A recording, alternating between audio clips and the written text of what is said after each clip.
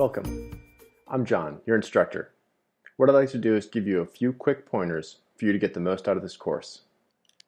On the lower left of your screen, you'll be able to stop, rewind, and replay any section of the course. You can also, on the right side, adjust the speed if I'm going too fast or if I'm going too slow. You can adjust the volume by going here and clicking and dragging up and down.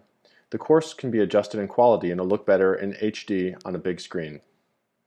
You can also adjust the discussions by leaving one for me, and I'd love for you to do that. So leave me a discussion if there's anything that's not clear or you have any other additional questions. You can also make notes for yourself, and you can contact Udemy support if you have any questions. If you click there, you'll be able to adjust so that you can get an email every time I add a lesson. And finally, you can share this course with others on Facebook or email. You can leave a public review as well. So, I hope that, in a nutshell, helps you understand how you can best set up this course. I'm here to help. I honestly love discussions. The whole reason I do this is so that you can be a better photographer.